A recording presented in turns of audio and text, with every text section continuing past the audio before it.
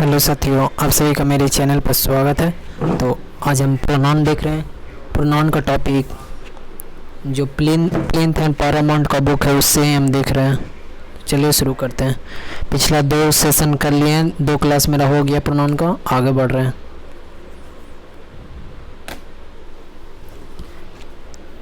तो हमने पिछले क्लास में यहाँ तक देख चुके थे। पॉसेसिव प्रोनाउन देखे थे कि पॉसेसिव प्रोनाउन का प्रयोग किसी सेंटेंस के वर्ब के ऑब्जेक्ट के रूप में होता है। पिछले में देखे थे कि पॉसेसिव प्रोनाउन का प्रयोग सेंटेंस के वर्ब के सब्जेक्ट के रूप में होता है। यहाँ देख रहे हैं पॉसेसिव प्रोनाउन का प्रयोग किसी सेंटेंस के वर्ब के ऑब्जेक्ट के रूप में होता है। जैसे बोलते हैं he has lost my book as well as your. He यहाँ क्या हुआ, सब्जेक्ट हुआ, नॉमिनेटिव केस हुआ, फर्स्ट पर्सन का, थर्ड पर्सन का। हैज़ लॉस्ट क्या वर्ब है। माई बुक क्या हुआ, माई प्लस नॉन एडजेक्टिव हुआ, पॉसेसिव एडजेक्टिव हुआ, एज वेल एज योर। तो यहाँ पर पॉसेसिव प्रोनाउन क्या हुआ, योर हुआ। ये क्या हुआ, ऑब्जेक्ट के रूप में यूज़ हुआ।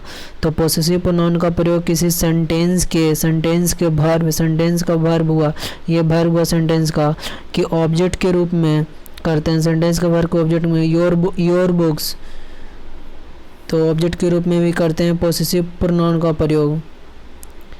आगे देखते हैं। ही जैसे इसका अर्थ होता है he has lost my book as well as your book. आगे save your time and mind too, तो save your time and mind too, तो save your time and mind too. Mind क्या, ऑब्जेक्टिव केस हुआ, possessive pronoun में objective case हुआ। तो इसका अर्थ हुआ save your time and my time too. तो यहाँ देखिए पॉसेसिव एडजेक्टिव में हम देखे थे पॉसेसिव एडजेक्टिव कौन कौन होता है। पॉसेसिव प्रोनाउन क्या होता है, mine, our, yours, his, hers और देयर। ये सारे क्या होते हैं, पॉसेसिव प्रोनाउन होते हैं। तो यहाँ वही दिया हुआ है कि माइन क्या है, पॉसेसिव प्रोनाउन हुआ। तो आप समझ गए होंगे कि यहाँ पर यूज़ किए हैं। आगे पॉसेसिव प्रोनाउन रूल 4 बताता है कि पॉसेसिव प्रोनाउन का प्रयोग किसी सेंटेंस में प्रीपोजिशन के ऑब्जेक्ट के रूप में होता है। प्रीपोजिशन के कैसे होता है, तो ऑब्जेक्ट के रूप में यूज़ होता है पॉसेसिव प्रोनाउन का। जैसे I prefer your help to her, तो यहाँ हर क्या है, पॉसेसिव एडजेक्टिव हुआ। तो हर नहीं हो के हर्स होगा। I prefer your help to hers, क्योंकि प्रीपोजिशन के बाद क्या होगा, और प्रीपोजिशन के ऑब्जेक्ट के रूप में पॉसेसिव प्रोनाउन का यूज करते हैं। ठीक, उसी तरह अगला क्वेश्चन है your house is better than my. तो your house is better than preposition हुआ, माई नहीं होकर माइन होगा। यहाँ पॉसेसिव प्रोनाउन का हम यूज करेंगे। अगला रूल 5 बताता है। रूल 5 में सेपरेशन हुआ, अलगाव हुआ, लीव हुआ, एक्सक्यूज हुआ, मेंशन हुआ, रिपोर्ट कार्ड भी होता है, पार्डन माफ़ी के सेंस में, साइट हुआ, साइट नज़ारा दृष्टि के सेंस में, फेवर के साथ पॉसेसिव केस का प्रयोग गलत है। यही बात याद रखिएगा कि कौन सा, तो सेपरेशन वर्ड हुआ। सेपरेशन अलगाव के सेंस में, मतलब कि सेपरेट, जैसे सेपरेट पार्ट, तो सेपरेट किसका सेंस देता है, अलग होने का, मतलब कोई टुकड़ा है उसमें से अलग हो गया। लीव मतलब छोड़ने का सेंस होता है। एक्सक्यूज़ मतलब माफ़ करने का सेंस होता है, एक्सक्यूज़। मेंशन उल्लेख करना, रिपोर्ट करना, पार्डन करना माफ़ी के सेंस में, साइट हुआ, नज़ारा दृष्टि, फेवर के साथ पॉसेसिव केस का प्रयोग गलत है। जैसे your separation is very painful to me, तो सेपरेशन फ्रॉम यू का प्रयोग करें। Separation from you,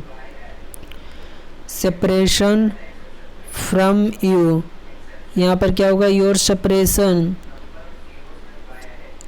separation is very painful to you, तो separation from you is very painful. अगला at his sight the robber fled, तो at the sight of him हो जाएगा, इसका प्रयोग करेंगे, क्योंकि उसके बाद पॉसेसिव प्रोनाउन का प्रयोग करना गलत है। योर का प्रयोग नहीं होगा। योर क्या है, पॉसेसिव प्रोनाउन है। देख लीजिए यहाँ पर पॉसेसिव प्रोनाउन है योर। योर पॉसेसिव एडजेक्टिव है। पॉसेसिव प्रोनाउन में योर्स होता है, तो पॉसेसिव प्रोनाउन में योर्स होता है। तो पोसेसिव केस करने का मतलब पोसेसिव एडजेक्टिव और पोसेसिव प्रोनाउन दोनों हो जाएगा, तो ये बात याद रखिएगा। आगे देखते हैं, I need your favour please, तो फेवर ऑफ या फ्रॉम यू का प्रयोग होगा। आई नीड फेवर ऑफ या favour from you. She did make mention of you, तो she did mention of you सही है। यहाँ पर ध्यान दिए कि सेपरेशन लीव पोसेसिव केस में के साथ प्रयोग गलत है। पोसेसिव केस में कौन कौन हो जाएगा, पोसेसिव केस में दोनों आ जाएगा, पोसेसिव एडजेक्टिव और पोसेसिव प्रोनाउन। देखिए पोसेसिव केस में दोनों आ जाएगा। पोसेसिव केस को डिफाइन किया है दो फॉर्म में, पोसेसिव एडजेक्टिव, पोसेसिव प्रोनाउन, और फिर नॉमिनेटिव केस में। तो पोसेसिव केस का प्रयोग नहीं होगा, ये बात बताना चाह रहा। तो योर रहे चाहे योर्स रहे, योर हो जाता है तो पोसेसिव एडजेक्टिव होता है, योर्स होता है तो पोसेसिव प्रोनाउन होता है। तो यहाँ पर योर सेपरेशन नहीं होकर सेपरेशन फ्रॉम यू का प्रयोग होगा, is very painful. Eight his site नहीं होगा, eight the sight of him का प्रयोग होगा। मतलब I need your favour please, तो फेवर के बाद I need your favour of या फ्रॉम यू प्लीज़। अला रूल नंबर 6 में पोसेसिव प्रोनाउन में एस से पहले एपोस्ट्रोफिस का प्रयोग नहीं होता है। पोसेसिव प्रोनाउन में योर्स, योर के बाद एपोस्ट्रोफिस एस का प्रयोग नहीं करते हैं, हर एपोस्ट्रोफिस एस का प्रयोग नहीं करते हैं। ईट के साथ भी वही बात है, जैसे the bear had a ring around its, it के बाद एपोस्ट्रोफिस एस नहीं होगा। पोसेसिव प्रोनाउन में पोसेसिव प्रोनाउन करने का मतलब पोसेसिव प्रोनाउन, पोसेसिव एडजेक्टिव और पोसेसिव प्रोनाउन दोनों हो जाएगा। तो bear had a ring around its nose होगा, एपोस्ट्रोफिस एस का प्रयोग नहीं करते हैं, यह बात ध्यान रखिएगा। आगे जेरेंड, रूल नंबर 100 में जेरेंड के पहले पोसेसिव एडजेक्टिव का प्रयोग होता है। जेरेंड के पहले, जेरेंड क्या होता है, तो जब वर्ब नाउन का काम करे, जब वर्ब क्या करे, नाउन का काम करे, यानी V4 ING वाले वर्ब जब नाउन का काम करता है तो जेरेंड कहलाता है। तो यहाँ देखिए, I was confident of my winning the match, I was confident of my possessive adjective का प्रयोग हुआ, कॉन्फिडेंट माई विनिंग क्या है, जेरेंड हुआ, माई विनिंग द मैच, तो उसके पहले क्या हुआ, जेरेंड का प्रयोग हुआ। अगला, she was not confident of her doing well in the exam, तो डूइंग क्या हुआ, पोसेसिव, जो डूइंग क्या हुआ तो जेरेंड हुआ, हर क्या हुआ तो पोसेसिव एडजेक्टिव हुआ। तो उसके पहले हम क्या कर सकते हैं, पोसेसिव एडजेक्टिव का प्रयोग कर सकते हैं। अगला, यूज़ ऑफ रिफ्लेक्सिव प्रोनाउन, अब हम आगे बढ़ रहे हैं, उसमें देखते हैं साथियों यूज़ ऑफ रिफ्लेक्सिव प्रोनाउन क्या है। तो जब वाक्य में स्वयं, रिफ्लेक्सिव करने का मतलब रिफ्लेक्शन क्या होता है, स्वयं का रिफ्लेक्शन होता है बॉडी का। रिफ्लेक्शन तो फिजिक्स का टॉपिक हुआ, लेकिन रिफ्लेक्स एक्शन भी सुने होंगे, तो रिफ्लेक्स एक्शन किससे है, स्वयं का रिफ्लेक्स एक्शन मतलब हाथ को चलाना, रिफ्लेक्सिव एक्शन के अंतर्गत आएगा। तो वहीं रिफ्लेक्स करना मतलब क्या होता है, जब वाक्य में स्वयं खुद को अपने आप जैसे शब्दों का प्रयोग हो तो रिफ्लेक्सिव प्रोनाउन का प्रयोग होता है, ये बात याद रखिएगा। जैसे poor man poisoned himself and his children, poor man poisoned himself, तो हिमसेल्फ क्या यहाँ पर रिफ्लेक्सिव प्रोनाउन है। रूल नंबर 1 देखते हैं, अक्यूट क्या, अक्यूट प्रशंसाजनक व्यवहार करना, अक्यूट का मतलब प्रशंसाजनक व्यवहार करना। अवेल मतलब लाभ उठाना। रिकंसिल मतलब बेमन से ही स्वीकार करना, मतलब कि मन नहीं है लेकिन बेमन से कुछ दबाव, किसी परिस्थिति दबाव के कारण में क्या स्वीकार करा, लेकिन मन नहीं है। अगला, अम्यूज मतलब मनोरंजन करना। रिसिन मतलब हथियार डालना ना, यानी बेमन से ही स्वीकार कर देना, RESIGN है। अगला, अवेंज मतलब बदला लेने के फॉर्म में। एक्सर्ट मतलब काफ़ी मेहनत करना। अप्लाई मतलब ध्यान देना, अप्लाई फॉर द पोस्ट होता है। अडेप्ट मतलब धार ढालना। अगला, एडजस्ट करना। प्राइड अगला, एब्सेंट मतलब अनुपस्थिति हो जाता है। एंजॉय के बाद रिफ्लेक्सिव प्रोनाउन का प्रयोग होता है, ये बात याद रखिएगा। अक्यूट मतलब प्रशंसाजनक व्यवहार करना। अवेल मतलब लाभ उठाने के सेंस में। रिकंसाइल मतलब बेमन से स्वीकार करना। अम्यूज मतलब मनोरंजन करना। रिसाइन मतलब हथियार डाल देना या बेमन से स्वीकार करना। अगला, अवेंज मतलब बदला लेना। एक्सेप्ट मतलब काफ़ी मेहनत करना। अप्लाई मतलब ध्यान लगाना। और अडेप्ट ढालना। एडजस्ट करना, एडजस्ट किया जाता है। प्राइड, एब्सेंट एवं एंजॉय, ये सारे के बाद रिफ्लेक्सिव प्रोनाउन का प्रयोग करते हैं, ये बात ध्यान रखिएगा। आगे देखते हैं, the officer acquitted themselves well during the crisis. तो एक्यूटेड के बाद क्या हुआ, रिफ्लेक्सिव प्रोनाउन का प्रयोग हुआ। रिफ्लेक्सिव प्रोनाउन किसको कहते हैं, जब स्वयं का बोध कराता है, अपनापन, अपना का बोध, खुद का, ये सारे रिफ्लेक्सिव प्रोनाउन का पहचान है। अगला है she has reconciled herself to the demand of her in law. तो सी हैज़ रिकंसिल्ड के बाद क्या होता है, रिफ्लेक्सिव प्रोनाउन का प्रयोग होता है। तो she has reconciled herself to the demand of her in laws. तो रिकंसिल क्या होता है, बेमन से स्वीकार करना, मन नहीं है फिर भी क्या करना, स्वीकार करना। कोई किस लिए स्वीकार करना, परिस्थिति के अनुसार, मतलब उसका स्थिति के अनुसार, मतलब कि उसको अपने आप को उसमें आपको स्वीकार करना ही पड़ेगा, क्योंकि कुछ दबाव के कारण भी हो सकता है। अगला, the student exert themselves a lot at the time of examination. तो एक्सर्ट एक प्रकार का फोर्स होता है कि बहुत सारे मेहनत किया, एक्सर्ट किया। तो एक्सर्ट के बाद देमसेल्फ होता है, क्यों होगा, क्योंकि एक्सर्ट का हम ऊपर देखें कि एक्सर्ट मतलब काफ़ी मेहनत होता है। तो उसके बाद रिफ्लेक्सिव प्रोनाउन का प्रयोग करते हैं। आगे देखते हैं। अगला, the you will have to apply yourself to take this wholeheartedly. तो अप्लाई के साथ भी रिफ्लेक्सिव के बाद रिफ्लेक्सिव प्रोनाउन का प्रयोग करते हैं। अगला, I pride myself of being able to work smoothly under pressure too. तो आई प्राइड के साथ रिफ्लेक्सिव प्रोनाउन का प्रयोग करते हैं। अगला, you should avail your self of this opportunity. तो अवेल हुआ, अवेल किस सेंस में हुआ, प्रशंसा, अवेल मतलब लाभ उठाने के सेंस में हुआ। मतलब आपने, you should avail your self of this opportunity, इस मौका को क्या करने, लाभ उठा लिया अपना। तो ये सारे प्रयोग देखें। आगे देखते हैं, नीचे दिए गए वाक्यों को देखते हैं। They enjoy the party, reflexive pronoun की ज़रूरत नहीं है यहाँ पर। They enjoyed the party, they क्या थर्ड पर्सन का प्रोनाउन हुआ, प्लूरल फॉर्म में एंजॉय भी हुआ द पार्टी। अगला, they enjoy during vacation, during themselves का प्रयोग एंजॉय के बाद करेंगे। They enjoyed themselves during the, enjoy के बाद देमसेल्फ का प्रयोग एंजॉय के बाद होगा। अगर एंजॉय के बाद, अगर यहाँ पर देखिए रूल बताया, अगर एंजॉय के बाद ऑब्जेक्ट का उल्लेख हो, एंजॉय के बाद क्या ऑब्जेक्ट का उल्लेख हो, तो रिफ्लेक्सिव प्रोनाउन नहीं लगाना है।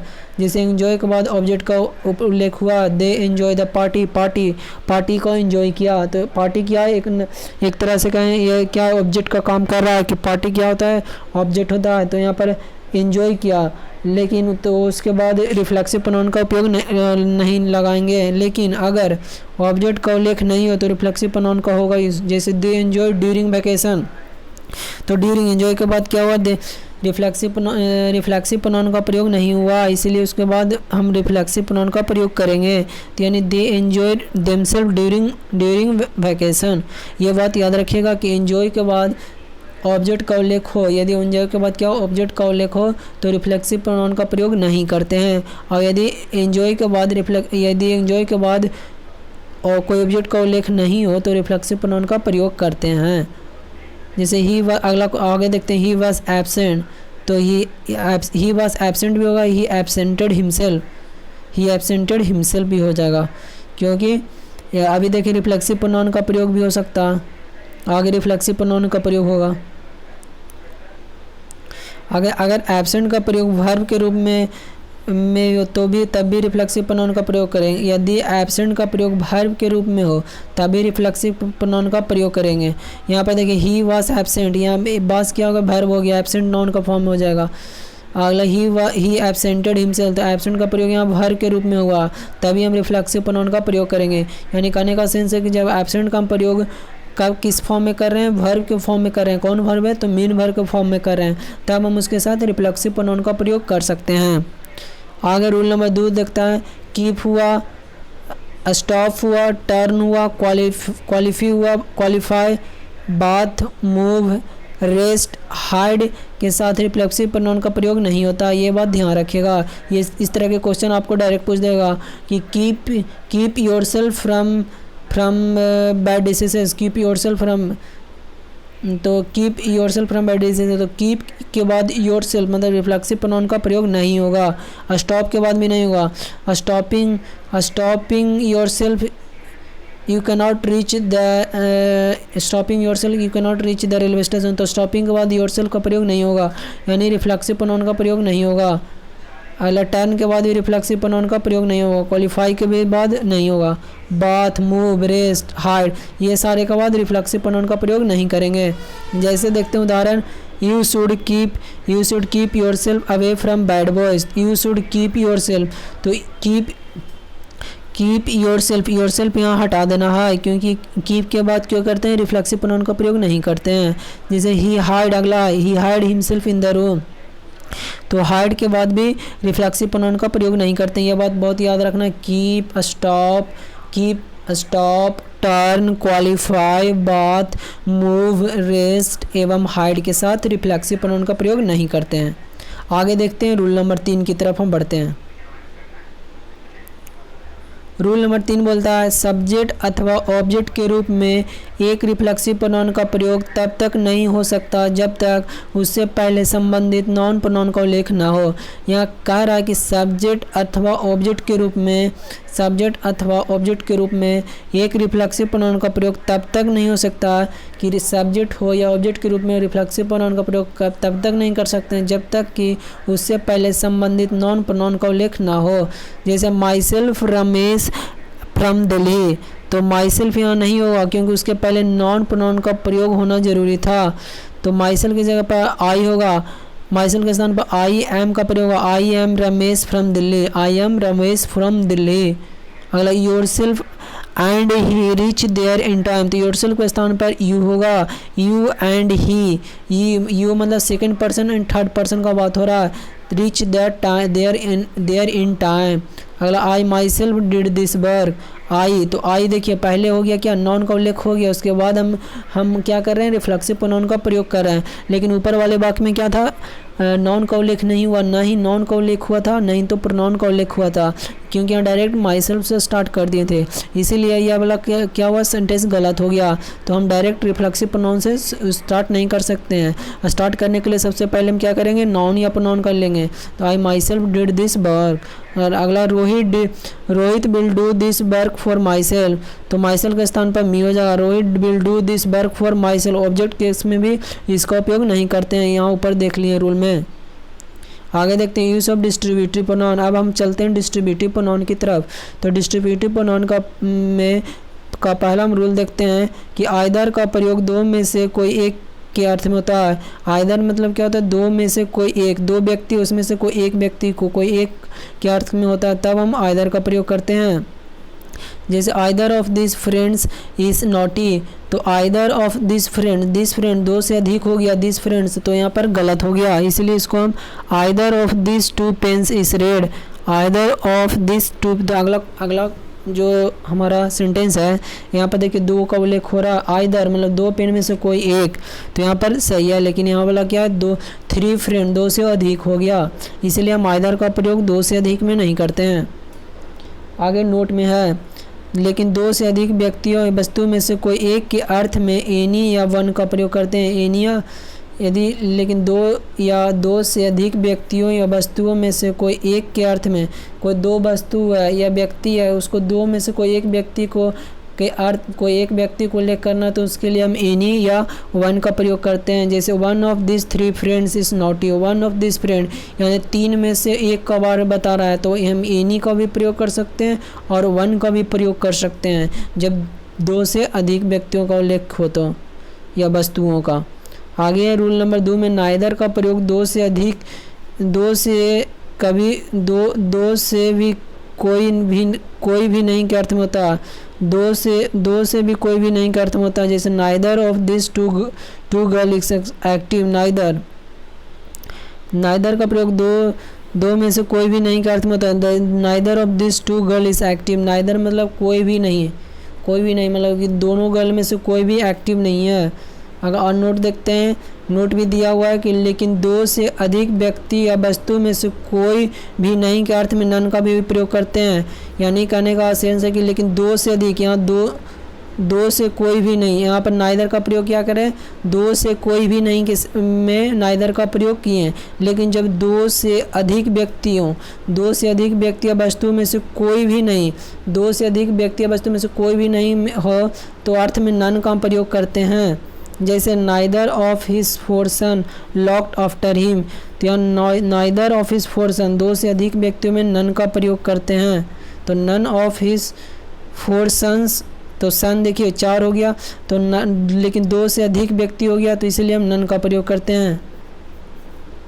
जब ये बात ध्यान रखिएगा कि नाइदर का प्रयोग कहाँ करते हैं और आइदर का प्रयोग कहाँ करते हैं। आइदर का प्रयोग कहाँ करते हैं, दो में से कोई एक का अर्थ होता है।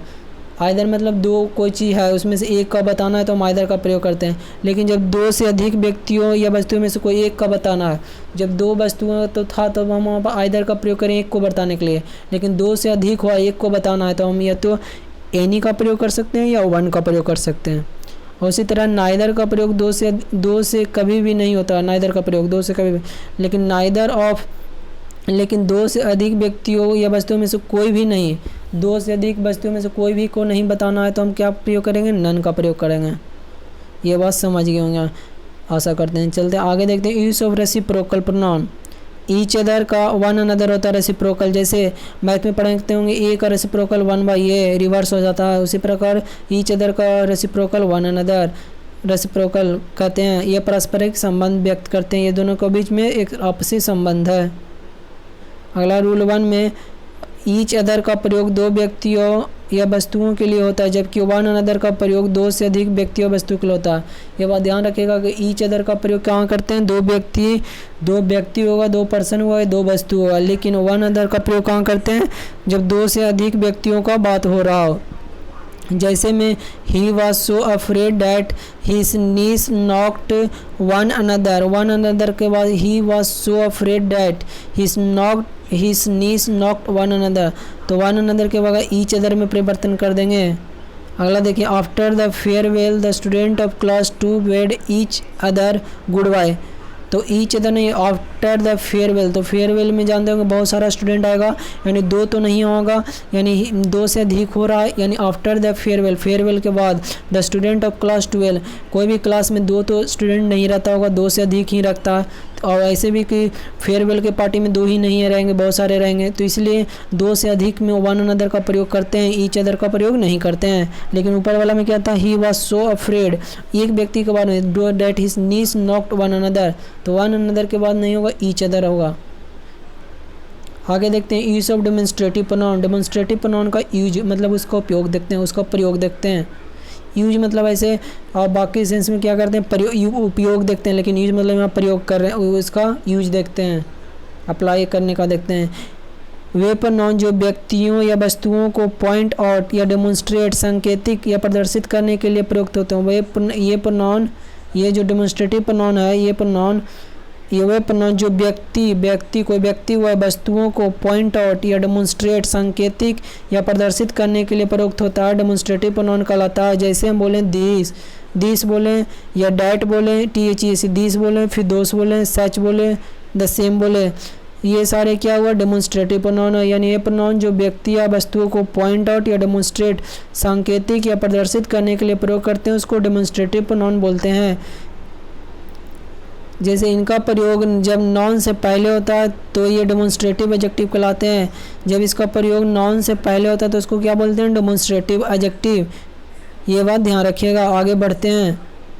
रूल 1 बोलता है दिस का प्रयोग समीप की एक व्यक्ति या वस्तु के लिए होता है, जबकि THEC वाले का प्रयोग समीप की एक से अधिक व्यक्ति या वस्तु के लिए होता है।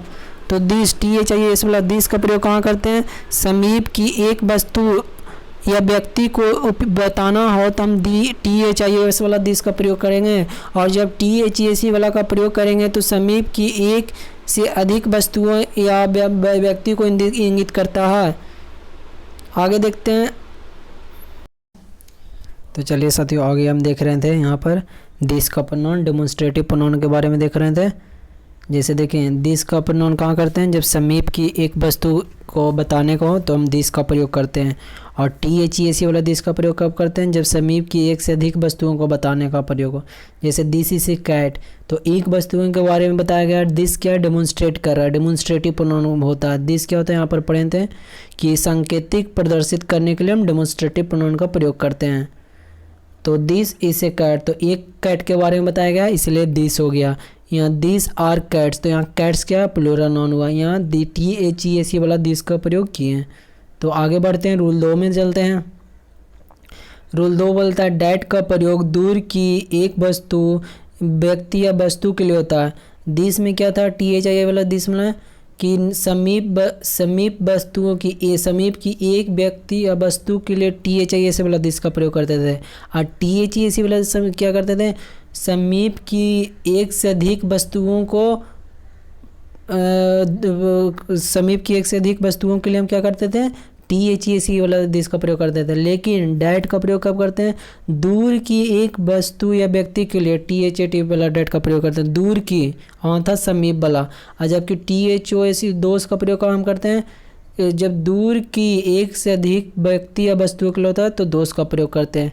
जैसे डैट इज ए बुक, तो क्या हुआ, डैट करने का मतलब कि क्या, दूर की एक व्यक्ति या वस्तु को इंगित कर रहा है, डैट इज ए बुक, दूर की। लेकिन जब दोष का प्रयोग क्या कर रहे तो दूर में ही है, दूर की एक से अधिक व्यक्ति या वस्तुओं को इंडिकेट कर रहा है, यानी दोष और बुक, तो समीप ना होकर दूर हो गया। तो दिस डैट, THIS वाला दिस और THAT डैट, दोनों में अंतर हो गया। THES वाला दिस और दोष दोनों का अंतर, यानी THIS दिस और THES दिस दोनों एक साथ रिलेशन बनाता है, और दिस और डैट दोष एक साथ।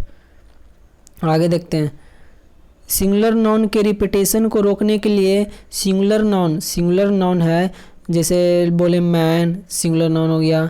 तो सिंगुलर नाउन के रिपीटेशन को रोकने के लिए डैट ऑफ, तथा प्लूरल नाउन के रिपीटेशन को रोकने के लिए दोस ऑफ। तो जैसे सिंगुलर नाउन बार बार रिपीट कर रहा है एक ही वर्ड को, तो उसके लिए हम डैट ऑफ का प्रयोग करते हैं।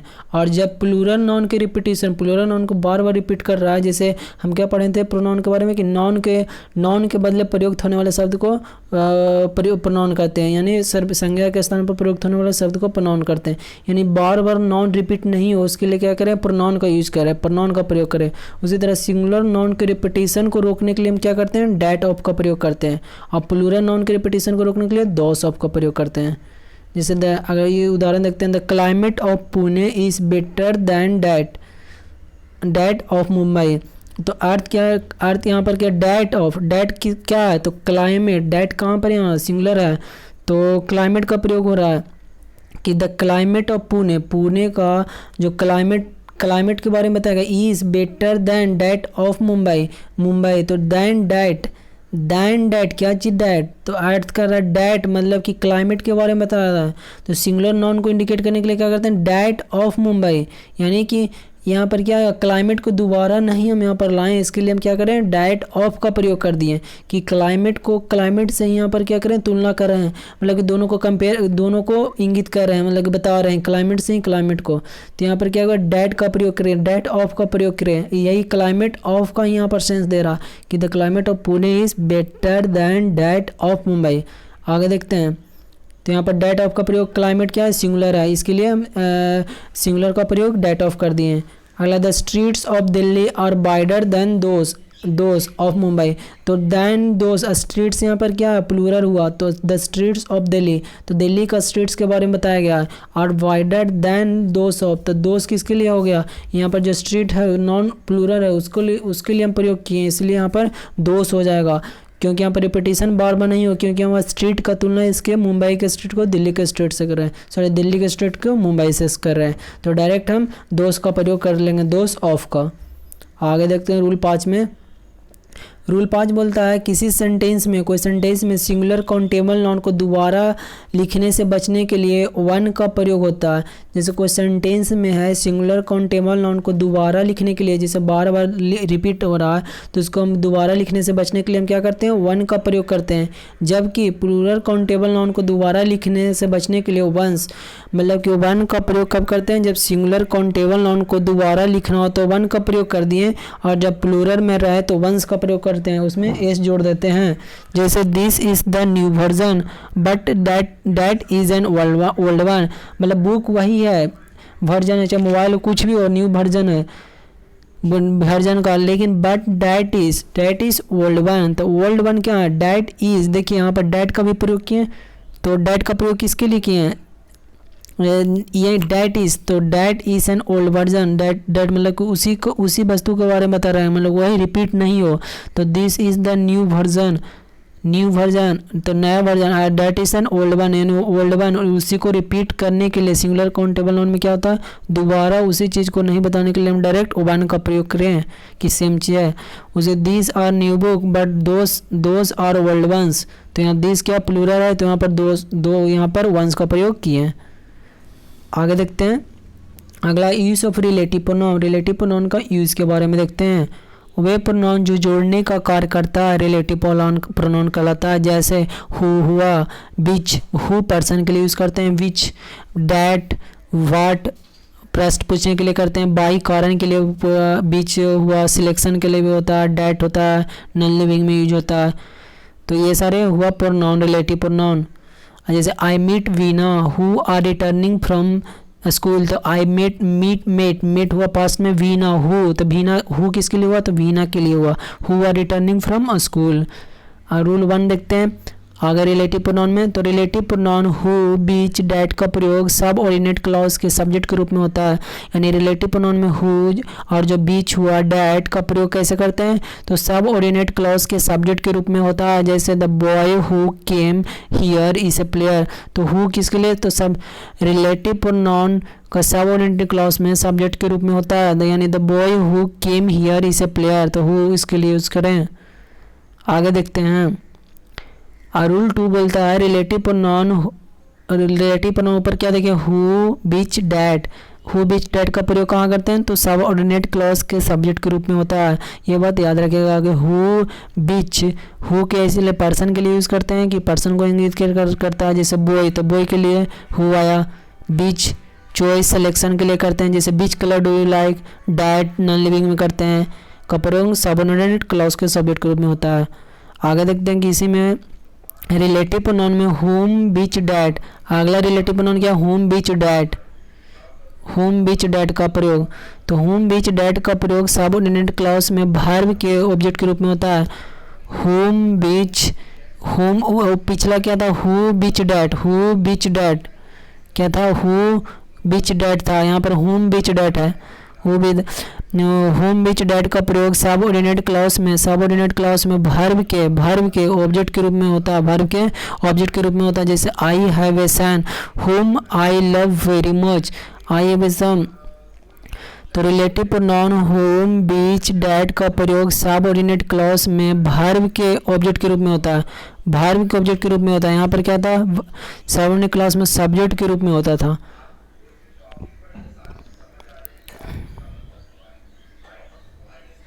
जैसे I have a son whom, तो होम यहाँ ऑब्जेक्ट के रूप में हुआ। आई लव, तो यहाँ पर वर्ब हो गया। तो यह बात ध्यान रखिएगा। आगे रूल नंबर 3 है, अगर एंड से जुड़कर दो एंटीसीडेंट का प्रयोग हो जिनमें से एक मनुष्य तथा दूसरा जानवर या वस्तु हो, तो इसके बाद रिलेटिव प्रोनाउन डैट का प्रयोग होता है। यानी जब दो एंटीसीडेंट जुड़ा हुआ है डैट से, एंड से, और यदि उनमें से जिनमें से एक मनुष्य का तथा दूसरे जानवर या वस्तु का प्रयोग हो, तो रिलेटिव प्रोनाउन डैट का प्रयोग करते हैं। जैसे मैन का हुआ, मनुष्य हुआ। एंड हिज डॉग जानवर है। डैट, तो इसके लिए डैट का प्रयोग करेंगे। एंड के साथ जुड़ा हुआ और दो एंटीसीडेंट हो, एक मनुष्य हो और दूसरा क्या हो, जानवर हो या वस्तु हो, तो हम उसके लिए डैट रिलेटिव प्रोनाउन का प्रयोग करते हैं। आगे देखते हैं रूल 4 में, सुपरलेटिव डिग्री के बाद डैट का प्रयोग होता है। जैसे mister Mishra is the most laborious man that I have ever seen, तो सुपरलेटिव डिग्री क्या है के बाद the most, the plus most क्या हो गया, सुपरलेटिव डिग्री। उसके बाद डैट का प्रयोग हम करते हैं।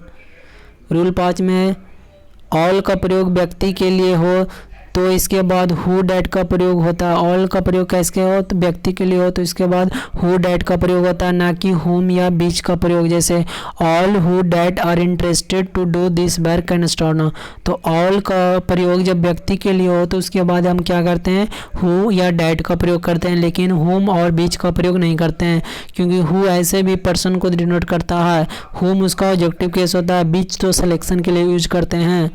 रूल 6 बोलता है कि ऑल का प्रयोग, आगे देखते हैं साथियों, तो इतना आप लोगों को समझ में आ रहा होगा आशा करते हैं। आगे देखते हैं ऑल का प्रयोग वस्तु के लिए हो तो इसके बाद डैट का प्रयोग होता है। ऑल का प्रयोग किसके लिए हो, वस्तु के लिए हो, लेकिन ऑल जब व्यक्ति के लिए हो तो हम हु का प्रयोग करते हैं, और जब वस्तु के लिए हो तो डैट का प्रयोग करते हैं। हुम बीच का नहीं प्रयोग करते हैं। जैसे यहाँ व्यक्ति के लिए होगा तो यहाँ पर अभी पहले बताया था कि ऑल का प्रयोग जैसे हु का प्रयोग किसके लिए करते हैं तो डैट व्यक्ति के लिए करते हैं, तो उसी तरह ऑल का प्रयोग जब व्यक्ति के लिए हो तो हु का प्रयोग करें या डैट का प्रयोग करते हैं, लेकिन जब ऑल का प्रयोग वस्तु के लिए हो तो इसके बाद डैट का प्रयोग करते हैं और हुम बीच का प्रयोग नहीं होता। जैसे all that glitters is not gold, तो ऑल का प्रयोग क्या हुआ, वस्तु के लिए हुआ कि ऑल द ग्लिटर्स मतलब ग्लिटर्स इज नॉट गोल्ड, तो ऑल द ग्लिटर्स तो गोल्ड के बारे में बताया गया। अगला ऑल प्लस अनकाउंटेबल, उनके बाद डैट का प्रयोग करते हैं। जैसे all the money that I give her was spend, तो ऑल के बाद अनकाउंटेबल नाउन के बाद भी हम डैट का प्रयोग करते हैं। ये बस ध्यान रखिएगा, प्रश्न बनाने में आएगा आपको, इस तरह का क्वेश्चन पूछ देगा। All the money dash I give her was spend, तो डैट बीच दे देगा, हिज दे देगा, तो ऑल द मनी डैट हो जाएगा, डैट का प्रयोग करते हैं। इस तरह का प्रश्न दे जाएगा कि ऑल द मनी डैट खाली स्थान दे देगा, डैट बीच हुम दे देगा, तो आपको डैट मारना होगा। आगे देखते हैं रूल 7 में everything, nothing, the only and the only, any, all, everyone, none, no, nobody, much, little, the same, the few, the little के बाद डैट का प्रयोग होता है। ये बात ध्यान रखिएगा, एवरीथिंग हो, नथिंग हो, द ओनली हो, एनी हो, ऑल हो, एवरीवन हो, नन हो, नो हो, नोबडी हो, मच हो, लिटिल हो, the same, the few, the little के बाद क्या करते हैं तो डैट का प्रयोग करते हैं। जैसे माई father has given everything, everything के बाद डैट का प्रयोग करते हैं, डैट आई नीडेड। उसी तरह माई father has given nothing that I needed, तो नथिंग के बाद भी डैट का प्रयोग करते हैं। उसी तरह this is the only pen that, तो द ओनली के बाद भी डैट का प्रयोग करते हैं, आई बॉट यस्टरडे। उसी तरह लिख सकते this is the only pen my father has given any that I needed, any भी प्रयोग कर सकते हैं, ऑल का प्रयोग कर सकते हैं। My father has given all that I needed, all के बाद डैट का प्रयोग कर सकते हैं। फिर my father has given every my, जैसे you give every, the toffee is given by every one, that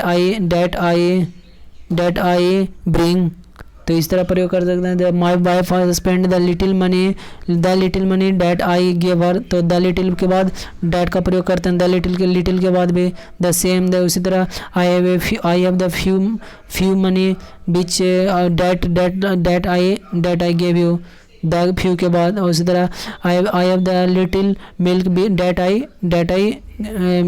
I drink it, तो इस तरह डैट के बाद द लिटिल के बाद भी प्रयोग करते हैं। रूल 8 में देखते हैं वर्ब के स्पष्ट रहने पर द सेम प्लस नॉन के बाद डैट का प्रयोग होता है। वर्ब का स्पष्ट रहने पर हम क्या करते हैं, द सेम के बाद नॉन का प्रयोग करते हैं। जैसे this is the same man that deceived me, तो दिस इज द सेम के बाद क्या हुआ, मैन हुआ, नॉन हुआ, उसके बाद डैट का प्रयोग करते हैं जब वर्ब अस्पष्ट हो। डिसीव मतलब वर्ब अस्पष्ट है कि डिसीव्ड वर्ब है, तो इसके बाद हम क्या करते हैं डैट का प्रयोग करते हैं, ये बात ध्यान रखिएगा। आप देखते हैं use of interrogative pronoun, interrogative pronoun पर हम चलाए हैं, अब इसका यूज़ देखते हैं। वे प्रोनाउन जो प्रश्न पूछने के लिए प्रयुक्त होता है, इंट्रोगेशन से पता चलता है कि इंट्रोगेटिव प्रोनाउन किसको बोलते हैं, जो प्रश्न पूछता है।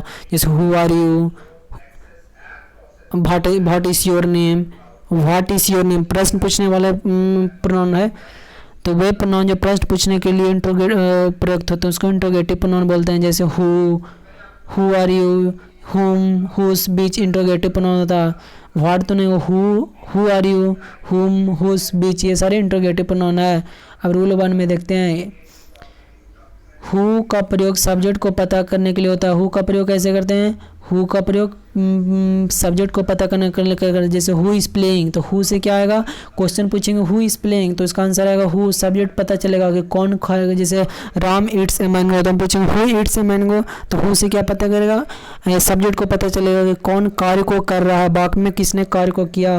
हुम का प्रयोग ऑब्जेक्ट को पता करने के लिए है, तो हुम के जैसे राम ईट्स ए मैंगो, तो हुम से question who has eaten mango,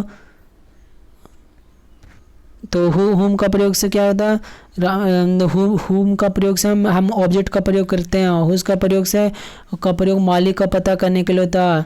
जैसे हु इज़ प्लेइंग, कौन खेल रहा है। हुम हैज़ ही इनवाइटेड, उसको किसने बुलाया। Whom has, whose book is this, किसका बुक है, तो मालिक का पता करने के लिए भी करते हैं हुज का प्रयोग। तो ये बात ध्यान रखिएगा। आगे देखते हैं, प्रीपोजिशन प्लस हुम का प्रयोग होता है लेकिन प्रीपोजिशन प्लस हु का प्रयोग नहीं होता। ये बात ध्यान रखना कि प्रीपोजिशन के बाद हुम का प्रयोग करते हैं लेकिन प्रीपोजिशन के बाद हु का प्रयोग हो तो नहीं होगा। इंट्रोगेटिव प्रोनाउन कौन कौन होता है, तो हु, हुआ, एक बार बोलिए, हु, हुम, हुज, बीच, हर, ये सारे क्या हुआ साथियों, इंट्रोगेटिव प्रोनाउन हुआ। इंट्रोगेटिव प्रोनाउन किसको बोलते हैं, हु, हुम, हु हुआ, हुम हुआ, बीच हुआ, हुज हुआ, समझे ना। ठीक है, तो समझ गए। तो चलो आगे बढ़ते हैं।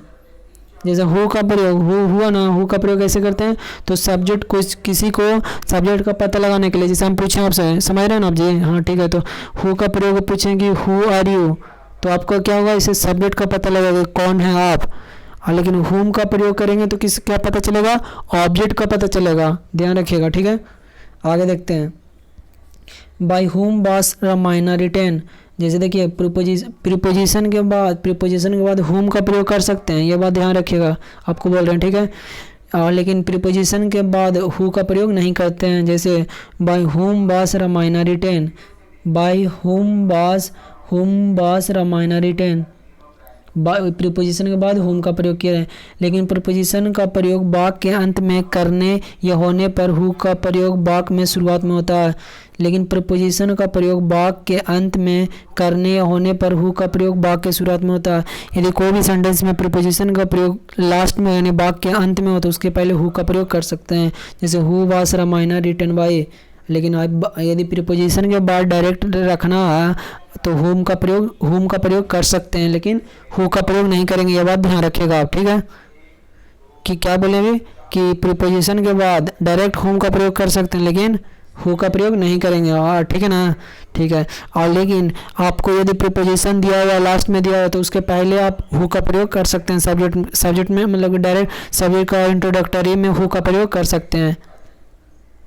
जैसे हु आर यू, तो हु आर यू सब आर क्या वर्ब हुआ, यू सब्जेक्ट हुआ। I don't know who are you, तो I don't know who are you, who you are, who के बाद क्या होगा, हु के बाद सब्जेक्ट हो गया हु यू आर। तो I don't know who you are, who are you नहीं होगा, क्या होगा, हु यू आर। लेकिन प्रीपोजिशन का प्रयोग वाक्य के अंत में करने या होने पर हु का प्रयोग वाक्य के शुरुआत में होता है, प्रचलित है। ठीक है, तो I don't know who are गलत हो जाएगा, यहाँ पर हु के बाद क्या होगा, सब्जेक्ट आ जाएगा, उसके बाद हेल्पिंग वर्ब आ जाएगा।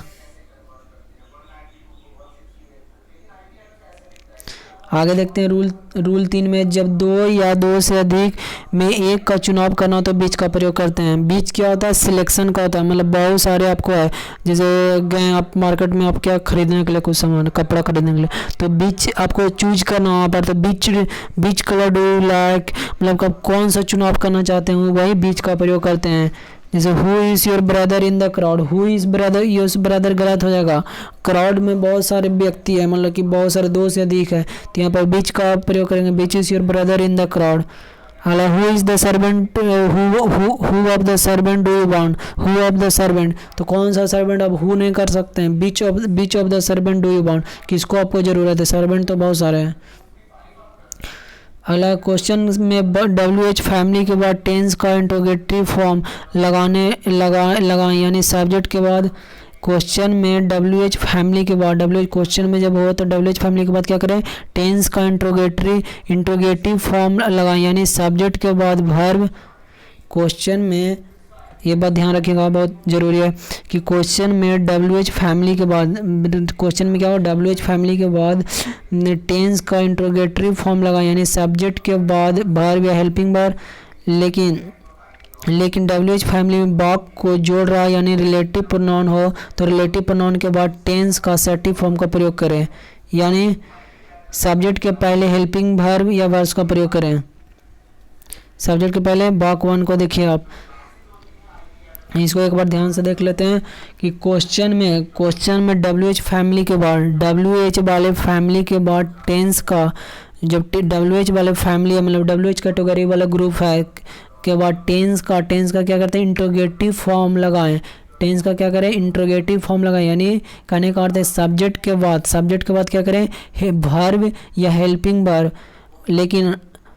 लेकिन WH फैमिली में बॉक को जोड़ रहा यानी रिलेटिव प्रोनाउन हो तो रिलेटिव प्रोनाउन के बाद टेंस का असर्टिव प्रयोग करें। जैसे हुज का अगला देखते हैं, हुज का प्रयोग निर्जीव वस्तु के लिए नहीं होता, जैसे whose book is this,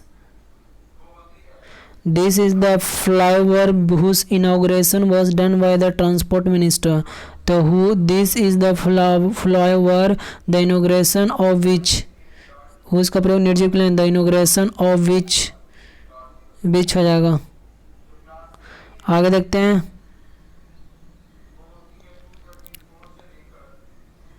pronoun in relation to subject verb agreement के बारे में देखेंगे। अभी तक के लिए इतना ही छोड़ते हैं, आगे और देखेंगे। तो आज तक के लिए बस इतना ही। वीडियो अच्छा लगा तो चैनल को सब्सक्राइब कर लीजिएगा।